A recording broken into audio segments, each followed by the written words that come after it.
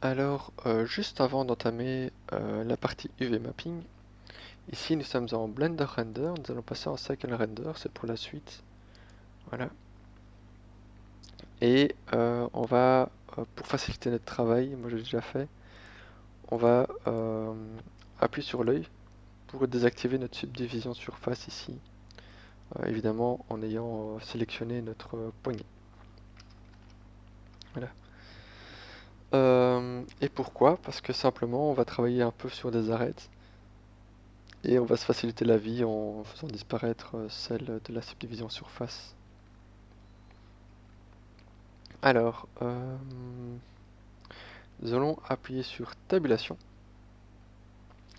et je vais vous montrer quelque chose, c'est le dépliage, donc l'UV mapping. Donc ici je vais cliquer là et je vais aller dans l'UV Image Editor. Alors là c'est juste à titre explicatif, vous n'êtes pas obligé de le faire en même temps. Donc j'ai sélectionné tous mes points, c'est important de tout sélectionner, je vais faire U et une warp. Et on voit qu'il y a un dépliage de ma forme actuelle qui est un peu spécial, j'en conviens. C'est parce que nous n'avons pas encore mis ce qu'on appelle des seams, donc c'est une sorte de ligne de couture pour dire découpe à cet endroit là, découpe à cet endroit là, et finalement des bonnes lignes de découpe. Alors on va le faire progressivement, et à chaque fois je vais vous montrer où on en est.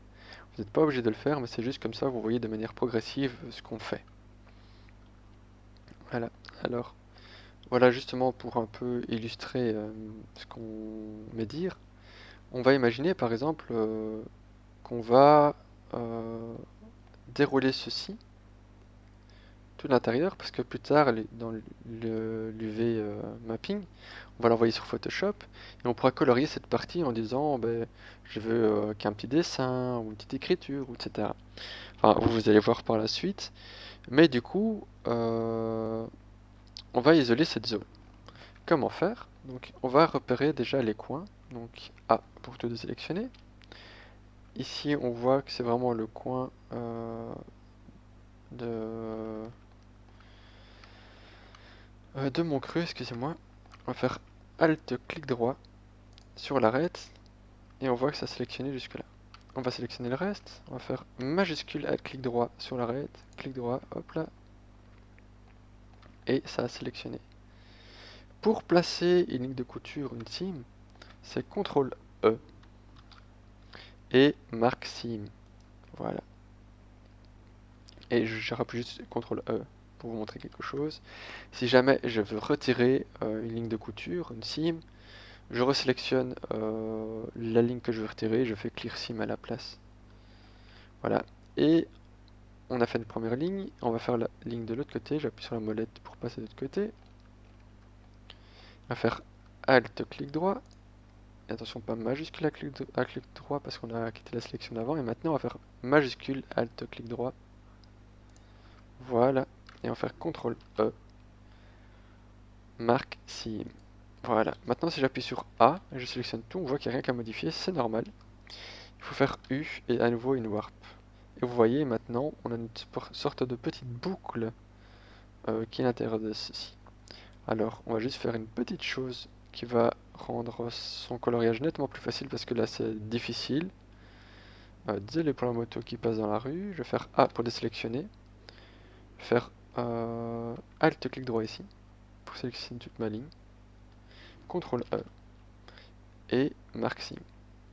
Je vais sélectionner à nouveau tout. A.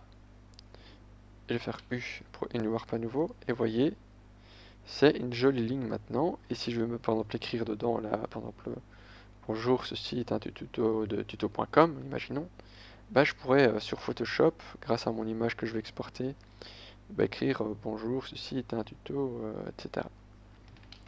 Voilà.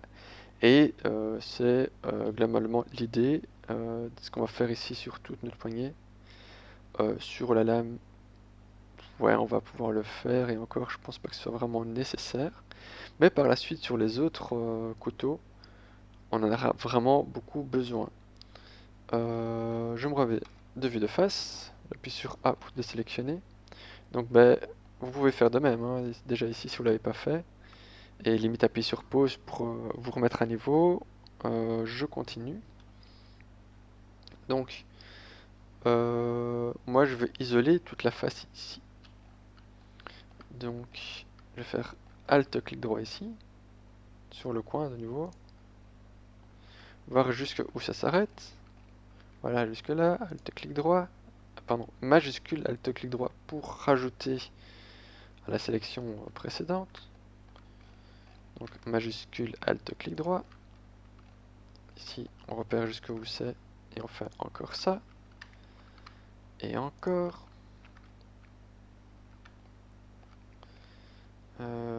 Alt clic droit, majuscule Alt clic droit ici aussi. Et on voit jusque où ça nous mène. Est-ce que c'est jusqu'au bout? Ouais, super. On va faire U. Oula, pardon. CTRL E plutôt, excusez-moi. Marque sim. Et là, j'ai l'impression, en fait... Non, pardon, c'est bon, c'était notre ligne d'A tout à l'heure. Si je mets 1, c'est bien l'extérieur. Hein, ouais. Vérifiez bien que vous n'êtes pas sur cette ligne-là, qui est à l'intérieur. Il faut vraiment être sur l'extérieur pour faire un bon coloriage, entre guillemets, tout à l'heure. Même si ce sera tout en noir, en fait. Hein. C'est juste que, vu que c'est un tuto, autant apprendre hein, correctement. Donc A, A. Maintenant, on va juste voir ce que ça donne pour le moment. U, une warp. Voilà, alors là, on commence à voir quelque chose, mais c'est un petit peu difforme. On dirait 2 yeux et une bouche à quelque chose qui ressemble à des ovaires. Donc, c'est pas encore au point. Alors, j'appuie sur A pour désélectionner. Je vais refaire la même chose, en fait, qu'on vient de faire à l'instant ici. Donc, Alt, clic droit. Ici, majuscule, Alt, clic droit.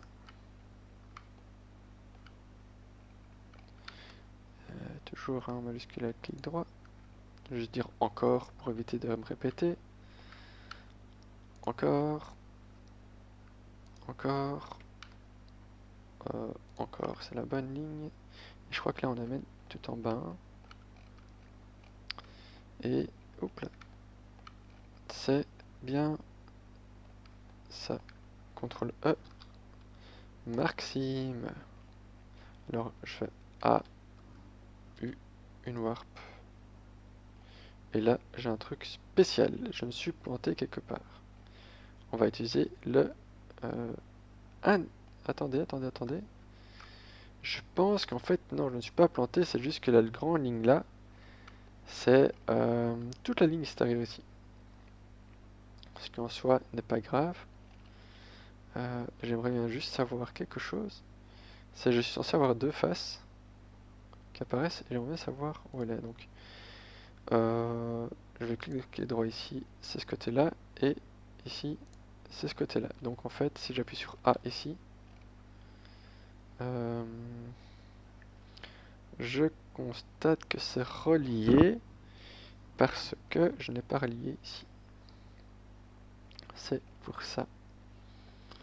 Donc pour l'instant, on ne comprend pas tout à fait. Voilà.